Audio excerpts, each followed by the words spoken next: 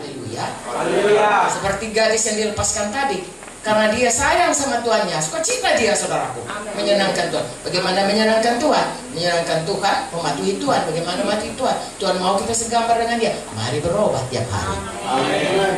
Saya tidak akan menceritakan begitu banyaknya ayat dari mulai Kejadian sampai Wahyu mengenai semua kita bisa berubah. Amin. Saya sudah mengikut Tuhan kira-kira sekian puluh tahun, saudaraku. Ya, waktu saya mula-mula mengikut Tuhan dengan hari ini, saya jauh berubah.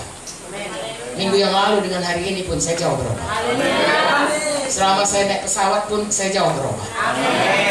Ya, saya naik pesawat, saudaraku, tengah jalan goncang-goncang, saya bilang, Tuhan Yesus, kalau Tuhan Yesus berkata pada gelombang di Laut Galilea, diam, tenanglah, tenang dia.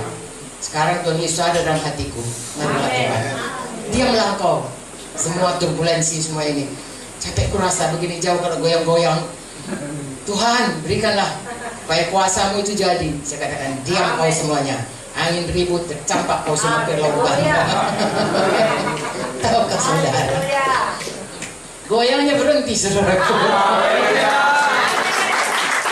Dan saya makin berubah, makin sayang sama Tuhan. Amin. Saya bilang, Tuhan, tidak ada satupun yang Engkau tidak berikan yang terbaik untuk kami. Terima kasihlah Tuhan. Ajarilah saya untuk lebih lagi ya mengasihimu. Jadi tiap hari kita berubah. Amin. Amin. Dan satu lagi, kita diberi kuasa, saudaraku. Kalau dulu kita, kalau orang Medan bilang ditokoh-tokohi ya. Apa itu? Ditipu-tipu. Beta tipu-tipu. Ditipu-tipu ya sama setan, karena dia memang penipu. Sehingga kita merasa kita tidak punya kemampuan, tidak sanggup untuk melawan keadaan yang menimpa kita, atau melawan dosa, atau melawan segala sesuatu yang dibawa di dunia ini, masih di bawah dosa, bawah kutuk dosa, dan di bawah perhambaan setan. Kita rasa kita tidak mampu, padahal firman Tuhan berkata kita dipulihkan, bahkan kita bisa mengusir setan. Amin. Kalau kami di daerah Karo, saudaraku, ada namanya di sana begu ganjang, ya, takut semuanya. Begu ganjang itu, begu itu artinya hantu. Ya, ganjang itu tinggi, jadi mereka bilang kalau nampak dia tinggi, anak-anak pun takut, saudaraku. Orang tua pun takut, apalagi anak-anak. Tapi, saudaraku, di dalam Yesus kita punya kuasa mengusir setan. Sekarang bukan anak-anak Tuhan yang takut sama begu ganjang yang takut. Ya, kalau kita kebaktian seperti ini, kalau ada mereka yang mau ada acara, mau memanggil begu itu, dukunnya berkata, ya, itu Pak Munte datang tidak? Kalau Pak Munte datang, nanti begunya tidak datang.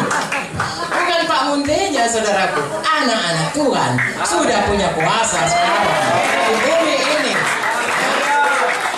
Tidak bisa.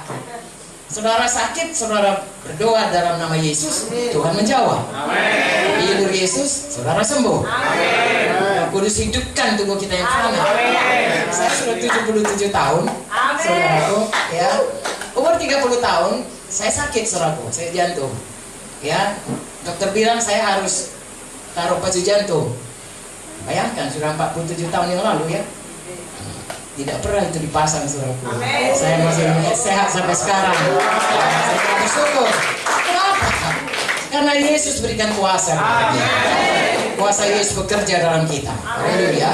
Dan satu lagi dikatakan kita harus beranak pinak, ya, memenuhi bumi. Tahukah saudara, Tuhan bermaksud anak kita banyak. Kalau orang Batak dia anaknya 33 orang.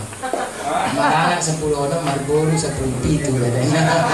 Begitulah maksudnya, supaya banyak keturunan, itulah yang paling baik. Tapi yang kalau misalnya anak kita secara badani dia tidak ikut Yesus, kita akan berpisah dengan dia selama-lamanya. Amin. Amin. Makanya kita harus mengajari anak kita supaya dia sungguh-sungguh ikut Yesus.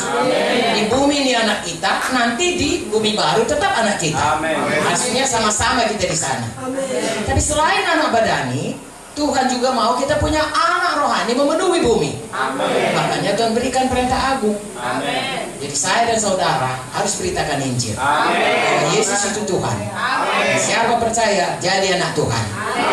Bagi kita itu jadi anak rohani. Makin banyak kita memenangkan jiwa, makin banyak anak rohani kita. Bahkan Tuhan suruh kita sampai ke ujung bumi. Bagi kami di Medan, Sentani sudah di ujung bumi. Saudara boleh pergi ke Amerika. Maksud saya, semua kita mari mulai hari ini sukacita. Tidak merasa terpaksa, kalau nanti tidak kubuat Tuhan marah. Tidak. Tuhan Yesus baik sekali. Bapa di sorga pun panjang sabar. Buktinya saudaraku, masih banyak orang yang melawan Tuhan, masih banyak orang yang menyembah berhala. Tuhan masih kasih matahari, Tuhan masih kasihkan udaranya, Tuhan masih kasihkan bumi ini sisa-sisa yang baik. Masih bisa dinikmati kalau dia menyelam di Raja Ampat, ya, atau di mana saja di Bunaken. Mengapa? Karena memang Tuhan baik. Ya panjang sabar. Tetapi maksud Tuhan panjang sabar itu supaya semua orang datang pada pertobatan. Itu sebabnya kita harus tahu hati Tuhan. Lalu sukacita kita beritakan Injil. Bukan terpaksa, nanti kalau nggak beritakan nanti marah pendeta. Bukan, ya. Atau marah Tuhan tidak dikasihnya kok. Bukan. Karena kita sayang sama Tuhan. Dia sudah lebih dulu selamatkan kita. Dan kita sudah merasakan betapa baiknya Tuhan itu. Sekarang seperti cerita yang pertama tadi, kita sudah dibebaskan Tuhan. Mari kita mengasihi Tuhan. Mari kita layani Dia dengan sukacita. Seluruh hidup kita untuk menyenangkan Tuhan.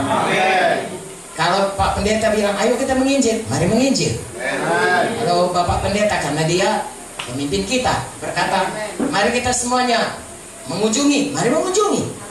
Mengapa? Karena jiwa-jiwa yang sakit, jiwa-jiwa yang perlu dilayani, tidak ada yang tahu jalan keluar, tidak ada tahu bagaimana Yesus bisa menolong kalau kita tidak datang kepadanya. Haleluya. Makanya kita datang. Ya, kalau Pak Munte suka menyanyi begini, kalau orang lain ditolong, saya juga. Ya, pada saudara pun, kalau saya sampai 77 tahun bisa ditolong, saudara pun bisa ditolong. Tapi saya harus bersaksi kepada saudara. Saudara juga bersaksi kepada orang lain.